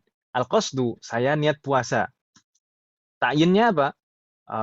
Puasa wajibnya ini, kalau puasa wajib ini puasa wajib apa? Apakah puasa Ramadan, apakah kafarat, apakah nazar, atau qadha? Gitu ya, Bu ya? Misalkan berarti saya niat puasa Ramadan, gitu. Niat puasa Ramadan. Al-qasdu dan ta'yin. Tidak harus menghadirkan fardu. Apakah puasa ini puasa wajib atau puasa sunnah. Gitu ya, Bu ya? Wadih Mahat. Berikutnya, amalan yang ketiga terkait dengan niat ini, ada amalan yang harus dihadirkan hanya satu saja, al-qasdu. Al-qasdu hanya bermaksud mengerjakan amalan tersebut. Contohnya apa? Niat puasa sunnah. Niat puasa sunnah itu kalau misalkan dihadirkan di dalam hati, saya niat puasa, sudah gitu saja sudah sah. Gitu ya, Bu ya? Wadih Mahat. Ustaz. Fatahullah alaikum jami'an. Baik, mudah-mudahan bisa difahami. Berikutnya di sana ada syarat sahnya niat, Ini syarat sah niat. Pertama di sana Islam, karena semua amalan itu sah itu bagi orang yang muslim, gitu ya. Kalau orang kafir tidak sah amalannya. Kemudian tamyiz, seorang anak yang sudah mumayyiz baru sah amalan. Kalau misalkan seorang anak yang belum mumayyiz belum sah, tidak sah amalannya seperti kita bahas kemarin. Kemudian al-ilmu bil manwi, jadi tahu apa yang akan diniatkan, paham apa yang akan diniatkan. Misalkan niat puasa, puasa itu apa, bagaimana gambarannya, itu harus paham. Kemudian al-jazmu itu harus mantap gitu ya. Maksudnya mantap itu tidak ada syarat. Misalkan jika demikian atau jika demikian. Misalkan saya niat puasa Ramadan insya Allah. Kalau ada insya Allah itu maka tidak sah. Nah, atau jika jika Anda demikian maka saya puasa Ramadan. Nah, jika ada jikanya itu tidak sah kalau ada seperti itu. Begitu ya, Bu ya. Wadih mahat. Tayyib. Kemudian yang kelima, adamul ityan bima yunafiha. Tidak mengerjakan hal-hal yang membatalkan niat. Tidak mengerjakan hal-hal yang membatalkan niat. Seperti misalkan kalau di dalam sholat itu ragu apakah mau membatalkan sholat atau tidak. Misalkan di pertengahan sholat, ini ragu mau membatalkan sholat atau tidak. Itu sudah batal sholat. Baik. Itu Ibu ya. Nasallallahu alaihi wasallam. Ini 5 syarat sah niat. Kemudian yang terakhir di sana maksud atau tujuan dari niat. Tujuan dari niat itu ada 2. Yang pertama tamyizul ibadat anil adat. Membedakan antara ibadah dan kebiasaan sehari-hari. Contohnya apa? Misalkan mandi. Mandi itu ada mandi wajib dan mandi biasa membersihkan tubuh, ya kan Ibu ya? Mandi wajib itu ibadah. Itu harus dengan niat. Ada juga mandi yang merupakan kebiasaan. Untuk membedakan 2 hal ini. Yang keenam ini Bu Nur bertanya, Bu Nurul bertanya yang keenam yang maksudnya keenam yang syarat ini Om ya? Iya Ustaz, afwan. Syarat tadi ada 5 syarat sah niat. Yang pertama Islam, seorang harus muslim. Kemudian tamyiz, itu seorang anak sudah mencapai mumayyiz, dan kita kemarin sudah bahas mumayyiz. Kemudian yang ketiga al-ilmu bil manwi, memahami apa yang akan diniatkan. Dan misalkan niat puasa, harus paham puasa itu bagaimana gambaran puasa itu. Puasa itu mau ngapain saja, gitu ya. Kemudian yang keempat adalah al-jazmu. Al-jazmu itu harus niatnya itu harus mantap, tidak boleh ada syarat-syarat tertentu jika demikian atau jika demikian, tidak. Misalkan nawaitu shauma ramadhana insyaallah. Kalau ada insyaallah maka tidak sah. Atau saya jika demikian maka saya akan puasa Ramadan. Itu juga tidak sah niat seperti itu. Ada ta'liq di sana, ada syarat-syaratnya. Kemudian yang kelima, adamul ityan bima yunafiha. Tidak mendatangkan atau tidak mengerjakan hal-hal yang membatalkan niat. Tidak mengerjakan hal-hal yang membatalkan niat. Tadi saya contohkan seperti misalkan ragu. Kalau di dalam sholat, di pertengahan sholat.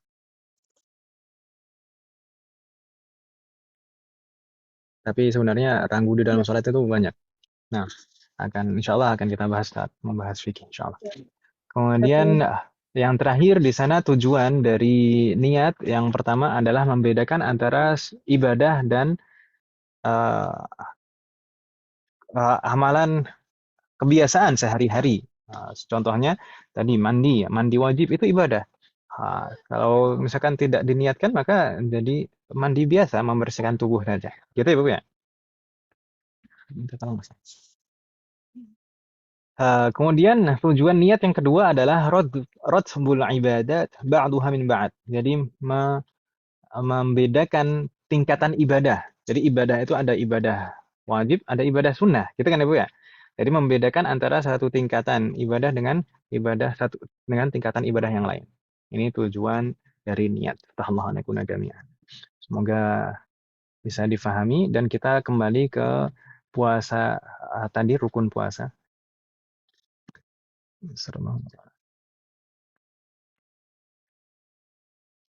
Rukun puasa tadi yang pertama adalah niat. Ini kan Ibu ya? Niat tadi sudah kita bahas, niat terkait dengan niat itu bagaimana, apa dan seterusnya. Terkait dengan Ramadan ini sendiri, niat puasa Ramadan yajibu tabyidzuha.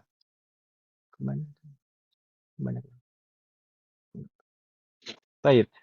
Saya ulangi lagi, yajibu tabyidzuha fil fardi likulli yaumin wa tasihhu niyyatun nafli qabla az-zawal. Ini mungkin yang sempat ditanyakan tadi. yajibu tabyituha fil fard. Dalam puasa fardu, di sana ada keharusan. Dalam puasa fardu, di sana ada keharusan, yaitu tabyit. Tabyit itu apa? Tabyit itu adalah menghadirkan niatnya itu di malam hari. Menghadirkan niatnya kapan, Ibu sekalian?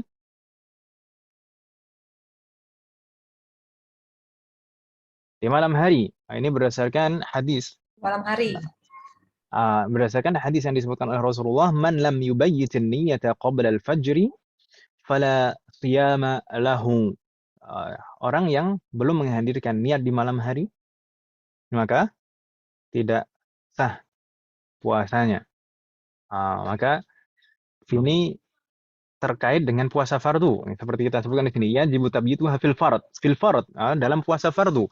Puasa fardu di sini mencakup semua puasa wajib, Ibu sekalian. Puasa wajib itu tidak hanya puasa Ramadan, tapi juga puasa apa Ibu sekalian? Puasa qadha, puasa nazar, puasa kafarah, atau juga puasa yang diwajibkan oleh pemimpin saat istisqa. Puasa yang diperintahkan, diwajibkan oleh pemimpin suatu daerah dalam rangka istisqa, itu juga harus diniatkan dari malam harinya. Begitu Ibu ya? Saya ulangi lagi, kalau puasanya adalah puasa fardu, maka wajib menghadirkan niat itu di malam hari. Lalu pertanyaan berikutnya, malam hari itu dimulai kapan sampai kapan?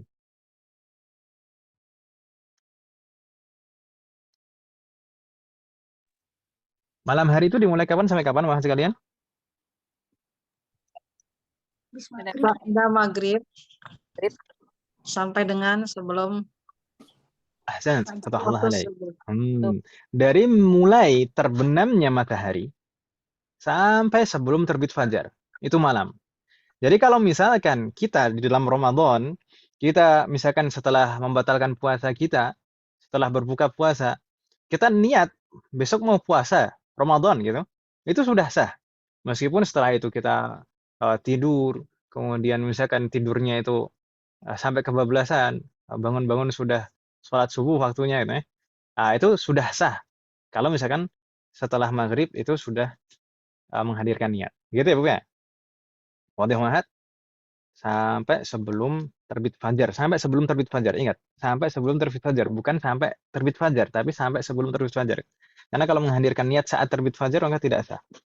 Gitu ya Bu ya? Wadih mahat. Allah alaikun jami'an. Likulli yaumin. Di sini disebutkan likulli yaumin, pada setiap harinya. Belum terbit fajar ya Ustaz? Nah, sampai sebelum terbit fajar ya. Nah, jadi malam itu maksudnya dari mulai terbenam matahari, itu waktu maghrib itu sampai sebelum terbit fajar. Maksudnya terbenam matahari di situ adalah masuk waktu maghrib ya. Masuk waktu maghrib itu adalah ketika seluruh bagian dari matahari itu sudah tidak kelihatan. Jadi seluruh bagiannya tidak kelihatan, sudah terbenam semuanya. Itu baru masuk malam, masuk waktu maghrib. Bukan kalau misalkan baru tenggelam sebagian, itu belum malam, belum maghrib. Gitu ya Bu ya? Wadah mahat. Ustaz. Karena berbeda. Misalkan di sana waktu awal maghrib dan waktu akhir subuh itu berbeda. Kalau subuh itu akhiran subuh itu kapan? Kalau terbit matahari meskipun baru sedikit terbit itu sudah habis waktu sholat subuh. Jadi berbeda antara awal maghrib dan akhir subuh. Baik. Allah nekuna jami'an. Di sini disebutkan yajibu tabyituha fil fard likulli yaumin. Harus menghadirkan niat itu di malam hari untuk puasa fardu setiap hari, untuk setiap harinya. Maksudnya bagaimana? Jadi setiap hari, per harinya itu harus menghadirkan niat. Ini di dalam mazhab Syafi'i. Per hari itu harus menghadirkan niat. Karena kenapa kok harus setiap hari menghadirkan niat? Karena masing-masing dari hari itu ibadah puasa tersendiri. Ya kan Ibu ya? Ibadah puasa tersendiri. Kalau misalkan kita sekarang puasa misalkan, kemudian maghrib nanti hari ini puasa, kemudian maghrib kita membatalkannya ya atau ya, kemudian nanti fajar kemudian puasa lagi, nanti kan ada masa tidak berpuasa, nggak nyambung misalnya. Kemudian kalau misalkan kita ada salah satu hari bolong misalkan, nggak puasa dalam satu hari karena udzur, maka kita wajib mengqadanya satu hari atau satu bulan. Kalau nggak puasanya satu hari ya qadanya satu hari, ya kan Ibu ya, bukan satu bulan. Itulah ibadah puasa masing-masing hari itu ibadah tersendiri. Ibadah puasa masing-masing hari itu ibadah tersendiri. Makanya para ulama dari mazhab Syafi'i kita mengatakan niat puasa itu harus setiap hari. Tapi meskipun demikian, para ulama kita juga mengatakan boleh bagi kita yang bermazhab Syafi'i itu untuk taklid, mengikuti pendapat para ulama mazhab Maliki khusus dalam masalah awal Ramadan, niat Ramadan ini. Niat puasa Ramadan maksud saya, afan. Niat puasa Ramadan. Kalau di dalam mazhab Maliki bagaimana? Di dalam mazhab Maliki itu tidak mengapa kalau misalnya niat puasa itu di awal Ramadan. Niat puasa untuk 1 bulan penuh. Saya niat puasa Ramadan 1 bulan penuh. Nah, gitu ya. Itu niatnya demikian. Dalam mazhab Maliki itu sah. Di awal malam pertama, masuk malam Ramadan, hari tarawih pertama itu kita saya niat puasa 1 bulan penuh. Dan bahkan para ulama mazhab kita, mazhab Syafi'i, itu mengatakan disunahkan bagi kita, dianjurkan bagi kita yang bermadzhab Syafi'i itu untuk mengikuti taklid para ulama Maliki dalam hal ini. Kenapa? Untuk jaga-jaga biar puasa kita itu tetap sah menurut mazhab Maliki. Gitu ya, Bu ya. Untuk jaga-jaga. Jangan-jangan nanti ada yang hari yang terlupa, gitu kan Ibu ya. Kalau misalkan kita sudah niat taklid mengikuti mazhab Maliki, kemudian qadarullah misalkan nanti ada yang terlupa, maka puasa kita tetap dianggap sah dalam mazhab Syafi'i. Dalam mazhab Maliki. Gitu ya, Bu ya. Wadih Mahat. Jadi tetap kita usahakan niat setiap hari, tapi dianjurkan bagi kita untuk niat di awal Ramadan untuk puasa 1 bulan penuh, untuk jaga-jaga. Gitu ya, Bu ya. Saya niat puasa Ramadan 1 bulan penuh. Ya? Bagaimana Om? Ini dua-duanya dilakukan ya? Nah, dua-duanya dilakukan. Dua-duanya dilakukan. Kalau yang setiap hari itu berdasarkan mazhab Syafi'i, itu memang aslinya demikian. Kemudian kalau untuk yang mazhab Maliki, kita lakukan juga untuk jaga-jaga. Begitu ya, Bu ya? Ustadz, Afan nanya lagi. Itu Nah. kalau bagi perempuan itu kalau kan di awal ya, ini kalau pas Hamdi Ali diniatkan, kan ke perempuan kan ada haidnya tuh. Mungkin kali di puasanya di gimana tuh? Katakan dia bagi perempuan. Tidak masalah, tidak masalah. Putus Misalkan tidak masalah, tidak masalah. Niatnya terputus enggak? Tidak masalah, insya Allah. Tidak masalah. Tidak masalah, tapi tetap diusahakan untuk menghadirkan niat setiap harinya, gitu ya? Syukran Ustaz. Baik, ini berlaku untuk puasa fardu, dan di sana disebutkan wa tasihhu niyyatun nafli qabla zawal. Sedangkan puasa sunnah, puasa nafilah, puasa sunnah itu sah niatnya kalau kita hadirkan qabla zawal, sebelum matahari condong ke arah barat. Jadi matahari kalau di siang hari itu kan jam 12 misalnya, itu tepat di atas kita, tidak ada bayangan yang condong bayangannya ke arah timur, kan nggak ada kan, ya? Itu kalau misalkan sudah ada bayangan sedikit, maka itu sudah zawal. Kalau sudah zawal, baru menghadirkan niat puasa sunnah, maka tidak sah. Tapi kalau sebelum zawal, puasa sunnah, baru menghadirkan puasa sunnah, maka nggak masalah. Baru menghadirkan niat puasa sunnah sebelum zawal, nggak masalah. Selama sebelum zawal.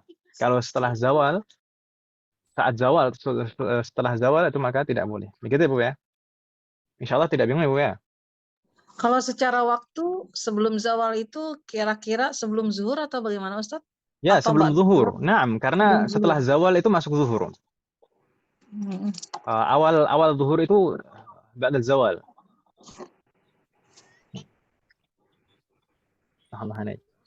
Belum zuhur. Nah, kalau sudah adzan zuhur baru niat maka nggak sah puasa sunnahnya. Gitu ya, Bu ya? Tayyib. Berikutnya di sana, poin berikutnya, hayajibul qasdu wa ta'yin fil fard. Seperti kita sebutkan tadi, dalam puasa fardu, kita harus menghadirkan dua hal. Al-qasdu wa ta'yin. Bermaksud melaksanakan puasa, dan harus merinci jenisnya. Puasa wajibnya ini puasa apa? Apakah puasa Ramadan, atau puasa kafarat, atau puasa nazar, atau puasa qadha. Gitu Ibu ya? Wadih Mahat? Nah, mudah-mudahan jelas. Kemudian yang ketiga, di sana ada poin yang ketiga, la yushtaratu at-ta'arrudu lil fardiyah. Tidak disyaratkan dalam puasa wajib itu tidak disyaratkan untuk menghadirkan fardiyah. Apakah puasa ini puasa fardu atau bukan. Jadi tidak wajib misalkan nawaitu shoma wadina adai ramadhani hadhihi sanati fardhan. Tidak harus disebutkan fardhan gitu kan Ibu ya. Tidak harus dihadirkan. Yang penting niat puasa Ramadan. Nah, itu sudah sah. Nawaitu shoma Ramadan. Jadi di sana tayyib. Belum terakhir. Di sana poin keempat, la takfin niyah bil lisan dunal qalb. Tidak cukup niat hanya dengan lisan tanpa dihadirkan di dalam hati. Tidak cukup sebagai niat. Jadi tidak sah niat kalau hanya dilafatkan di lisan saja tanpa dihadirkan di dalam hati. Niat itu harus dihadirkan di dalam hati. Saya niat puasa Ramadan untuk besok. Gitu ya Bu ya? Wadih Mahat? Meskipun melafatkannya itu sunnah. Meskipun melafatkannya itu sunnah seperti kita bahas tadi. Kemudian poin yang kelima, aqallun niyah.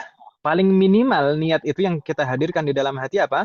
Nawaitu shauma Ramadhana. Saya niat puasa Ramadan. Atau nawaitu shauma an Ramadhana. Saya niat puasa Ramadan. Kalau secara bahasa Indonesia gitu. Saya niat puasa Ramadan. Saya niat puasa. Ini al-qasdu. Bermaksud melaksanakan amalan ini. Kemudian Ramadan ini sebagai ta'yinnya, menentukan jenisnya. Gitu Ibu ya. Meskipun juga para ulama menyebutkan yang paling lengkap itu sebagaimana disebutkan biasanya orang-orang biasanya melafazkan niat setelah sholat tarawih itu nawaitu shauma ghadin an adai fardi syahri ramadhani hadhihi sanati lillahi ta'ala. Itu niat yang lengkap seperti itu. Bahkan ada juga yang mengatakan disunahkan juga imanan wa ihtisaban lillahi, imanan wa ihtisaban lillah. Imanan wa ihtisaban liwajhillah al-karim. Itu ada juga yang menyebutkan disunahkan ditambahkan seperti itu. Tapi itu tidak wajib secara lengkap seperti itu. Karena kadang itu kalau menghadirkan terlalu banyak di dalam hati itu juga susah juga. Sudah dikit aja 3 hal, 2 hal itu saja kadang itu susah menghadirkan di dalam hati. Ya kan Ibu ya? Jadi yang harus yang harus dihadirkan di dalam hati kalau puasanya wajib adalah 2 hal. Niat puasa Ramadan. Jadi bermaksud melaksanakan amalannya yaitu puasa dan jenis puasanya ini jenis puasa apa? Puasa Ramadan. Gitu Ibu ya? Wadih Mahat? Allah nekuna jami. Baik. Bentar lagi Umar, bentar lagi. Kemudian bagaimana? Tafadhali. Jadi apa apa alasannya kalau sholat jadi wajib dengan 3 atau 4 fardunya harus disebutkan dan bagaimana juga fardu. Bagaimana Apa alasan kata fardu dalam puasa Ramadan nah. Kalau fardu di dalam Ramadan itu tidak harus disebutkan, sedangkan di dalam sholat itu harus disebutkan di dalam hati. Karena kalau puasa dikatakan puasa Ramadan itu pasti puasa wajib. Nggak ada puasa sunnah Ramadan. Ya atau ya? Berbeda dengan sholat zuhur tadi. Sholat zuhur mungkin ada sholat zuhur sunnah. Ya atau ya? Nah, dijelaskan oleh para ulama demikian. Kurang lebih demikian. Jadi bukan penjelasan dari saya. Saya cuma menukil. Gitu ya, Bu ya? Kalau puasa Ramadan, ya pasti Ramadan. Nggak ada puasa sunnah Ramadan. Kalau sholat zuhur, belum tentu pasti fardu. Anda juga sholat zuhur tapi sunnah. Tayyib. Nastamir. Berikutnya, rukun yang kedua adalah tarkul mufattirat, meninggalkan pembatal-pembatal puasa. Sebenarnya, insya Allah nanti kita akan membahas pembatal-pembatal puasa secara tersendiri, insya Allah, dalam bab tersendiri. Mubatilatu as-saum. Mungkin kalau di kitab nanti di 2 halaman lagi. Mubatilatu as-saum. Ada banyak mubatilatu as-saum itu sebenarnya. Tapi kita di sini hanya menyebutkan sebagian saja, yang paling zahir lah, yang paling kelihatan pembatal puasa. Itu kita harus menahan apa saja. Yang pertama, minha itu maksudnya sebagian di antaranya adalah al-uklu atau al-aklu wa syurbu wa in qalla. Kita harus menahan diri dari makan dan minum. Tidak makan makanan dan tidak minum minuman. Wa in qalla, meskipun sedikit. Meskipun sedikit, makanan dan minuman itu kalau masuk ke jauf haddul zahir itu maka membatalkan puasa. Kemudian yang kedua di sini disebutkan di antara pembatal puasa adalah al-jima'. Jima' berhubungan antara suami istri. Sebenarnya juga selain jima' di sana seperti jima' itu adalah al-istimna, yaitu dengan sengaja mengeluarkan mani. Itu juga membatalkan puasa. Nggak paham. Ini apa? Ini anak saya ikut nyimak nih, belum paham. Anaknya masih kecil. Baik. Kemudian yang ketiga di sana al-qai. Al-qai itu muntah. Muntah itu juga membatalkan puasa. Tapi ketiga hal ini ada ketentuannya. Kullu hadhihi, setiap dari tiga hal ini bisa membatalkan puasa la budda minal amdi wal ilmi wal ikhtiyar. Ini kalau semuanya ini dikerjakan dengan sengaja, tahu kalau itu membatalkan haram, dan dengan ikhtiar, dengan kemauan sendiri. Jadi kalau seandainya seseorang misalkan makan atau minum atau misalkan jima atau muntah tanpa sengaja, tidak disengaja, atau karena lupa, atau karena tidak tahu kalau itu membatalkan, atau karena bukan karena kemauannya sendiri, misalkan dipaksa orang, diikat tangannya terus kemudian dipaksa, la qadarullah, maka itu semuanya tidak membatalkan. Jadi tiga hal ini, makan, minum, meskipun sedikit, kemudian jima, kemudian qai, muntah, ini membatalkan kalau sengaja, tahu, berilmu, maksudnya tahu kalau itu membatalkan puasa, dan ikhtiar ini berdasarkan kemauan sendiri. Gitu ya. Al-amdu itu sengaja, lawannya apa? Anisyan, tidak sengaja atau lupa. Jadi orang kalau misalkan makan, minum karena lupa saat siang Ramadan, maka tetap sah. Demikian juga dengan jima atau juga muntah tanpa sengaja, bukan karena disengaja sendiri. Muntah, termasuk hukum muntah di sana sendawa. Kalau misalkan sendawa dengan sengaja dan saat dia sengaja sendawa keluar sesuatu dari lambungnya, maka batal puasanya. Berbeda kalau misalkan sendawa tidak sengaja keluar sesuatu dari lambungnya, maka tidak membatalkan puasa. Tapi kalau sendawa kemudian sengaja sendawanya, misalkan saya seperti ini, sengaja sendawa. Seperti itu, sengaja. Sendawanya sengaja, kemudian saat sengaja sendawa itu keluar sesuatu dari lambungnya, maka batal puasanya. Dan keluarnya ini sampai haddu adz-dzahir. Haddu adz-dzahir itu sampai makhrajnya ha. Kalau sampai keluar sesuatu dari lambung di makhrajnya ha, maka batal puasanya. Kalau sengaja. Tapi kalau misalkan nggak sengaja, maka tidak masalah. Kemudian al-ilmu itu lawannya al-jahlu. Jadi kalau orang yang jahil, tidak berilmu, itu tidak membatalkan. Maksudnya jahil di sini, tapi tidak semua orang yang tidak tahu itu berarti nggak masalah. Jahil di sini ada dua jahil. Jahil yang ma'dzur atau ghairu ma'dzur. Jahil yang mendapatkan udzur dan tidak mendapatkan udzur. Jahil yang mendapatkan udzur adalah seperti orang yang baru masuk Islam. dan dia tidak tahu kalau itu membatalkan. Atau orang yang tinggal jauh di pedalaman, jauh dari para ulama, nggak ada orang sama sekali yang bisa mengajari dia, memberitahu dia, dan tidak ada alat komunikasi untuk belajar. Nah, maka kalau seperti itu, maka dia mendapatkan uzur. Tapi kalau misalkan sudah lama masuk Islam, kemudian dia tidak dalam kondisi yang sebenarnya dia bisa belajar, ada yang bisa mengajarinya, tapi dia tidak tahu, maka itu tidak mendapatkan uzur. Gitu ya, Bapak ya? Fatahallahu alaikuna jami'an. Yang terakhir di sana as-shaim. As-shaim adalah orang yang berpuasa.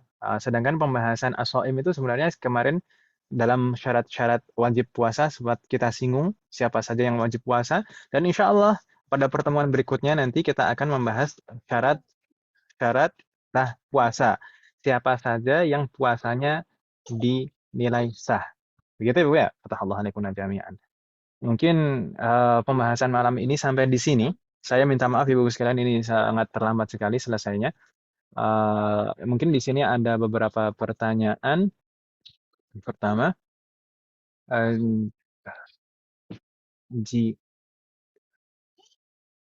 kalau tidak Apa Ustadz boleh diulang yang siapa yang wajib berpuasa? yang wajib berpuasa itu sebenarnya terkait dengan syarat wajib dan syarat sah. Ini rukun yang ketiga adalah as-shaim atau orang yang berpuasa gitu ya. Ini sebenarnya terkait dengan syarat wajib yang pernah kita bahas di pertemuan yang lalu. Ada Islam, kemudian al-mukallaf, tadi yang kita di muqaddimah tadi juga kita sebutkan. Islam, mukallaf, ya kan Ibu ya? Kemudian apa lagi? Al-itaqah, kemudian as-sihah dan iqamah.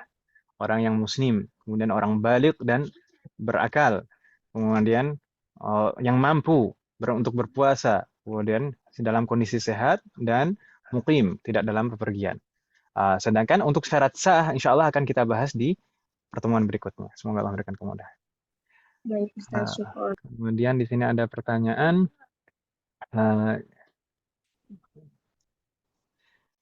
Jadi kalau kita tidak pernah dalam hati berniat pakai lafaz usolli, apakah sah? Kalau misalkan tidak dilafatkan, selama kita menghadirkan di dalam hati hal-hal yang harus dihadirkan, maka tetap sah sholatnya. Atau ada mazhab lain yang memang yang penting ibadah dan niat di dalam hatinya tidak dibunyikan dalam hati usolli. Enggak, niat itu harus dihadirkan. Niat itu berbeda dengan azam. Azam itu keinginan. Keinginan itu tidak harus betul-betul dihadirkan di dalam hati. Tapi kalau niat itu harus dihadirkan di dalam hati. Baik. Kemudian ada pertanyaan lain?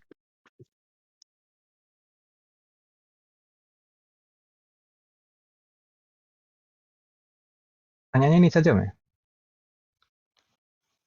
Atau ada pertanyaan lain sebelumnya? Sudah, Mas? Pertanyaannya di chat itu saja, Mas? Ustaz, afwan Ustaz. Nah, kok nggak muncul di saya? Yang membatal puasa yang baris paling bawah itu Ustaz. Kullu hadhihi, semua dari hal ini yang disebutkan 3 hal ini, itu maksudnya ya, kullu hadhihi, semua hal ini, 3 hal ini, labudda itu harus. Minal amdi, dilakukan dengan, untuk bisa membatalkan puasa itu harus dengan al-amd, itu sengaja, al-ilmu, itu ilmu, tahu kalau itu membatalkan, dan yang ketiga al-ikhtiyar, dengan keinginan sendiri, bukan dengan paksaan orang lain. Bagaimana? Ya Ustaz.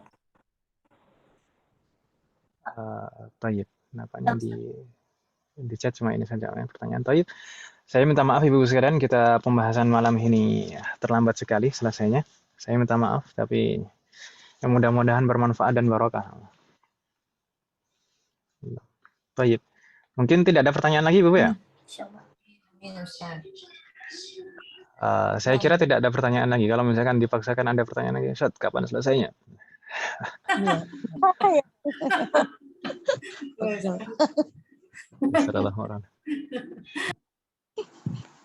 Tayyib. kita cukupkan umat sekalian. Insya Allah kita lanjutkan di pertemuan yang akan datang. Kita akan membahas terkait dengan syarat sah puasa. Semoga Allah memberikan kemudahan. Naktafi bihadzal qadar. Semoga apa yang kita bahas dan pelajari malam hari ini bermanfaat dan barokah. Semoga Allah selalu memberikan taufik kepada kita semuanya untuk bisa mengamalkan apa yang kita pelajari. Semoga Allah selalu memberikan kemudahan, keberkahan, kesabaran, keistiqomahan, serta keikhlasan dalam proses belajar kita. Semoga Allah selalu memberikan taufik dan hidayah kepada kita semuanya, demikian juga kepada orang-orang yang kita sayangi. Semoga Allah selalu melindungi kita semuanya dan juga orang-orang yang kita sayangi dimanapun berada. Jika di antara kita ada yang sakit atau kerabat kita atau keluarga kita ada yang sakit, semoga segera diberi kesembuhan oleh Allah Subhanahu wa Ta'ala. Semoga Allah menjadikan kita semuanya termasuk hambanya yang soleh dan solehah dan bertakwa kepadanya. Semoga Allah menjadikan anak keturunan kita menjadi anak keturunan yang soleh dan solehah. Dan semoga terlahir dari mereka generasi ulama. Semoga Allah mengumpulkan kita bersama dengan keluarga kita dan anak keturunan kita di surga Firdaus kelak. Semoga Allah selalu melindungi negara kita dan memperbaiki kondisi negara kita. Semoga Allah mengampuni semua dosa-dosa kita, baik yang lalu maupun yang akan datang, baik yang kita lakukan secara sembunyi-sembunyi maupun terang-terangan. Semoga Allah mengampuni semua dosa kita dan menerima semua amal ibadah kita. Semoga Allah mengampuni semua dosa orang tua kita dan guru-guru kita dan menerima semua amal ibadah mereka. Semoga Allah memberikan keberkahan dalam setiap urusan kita, termasuk dalam usia dan waktu kita. Semoga Allah memberikan taufik dan kemudahan kepada kita semuanya untuk bisa bertemu dengan bulan Ramadan di tahun ini dan bisa maksimal beribadah di dalamnya dan mendapatkan semua keutamaan yang ada di sana. Semoga Allah memberikan kepada kita semuanya husnul khatimah. Wassallallahu ala nabiyyina Muhammadin wa ala alihi wa sahbihi ajma'in. Subhanakallahumma wa bihamdika asyhadu an la ilaha illa anta astaghfiruka wa atubu ilaik. Wassalamualaikum warahmatullahi wabarakatuh. Waalaikumsalam warahmatullahi wabarakatuh.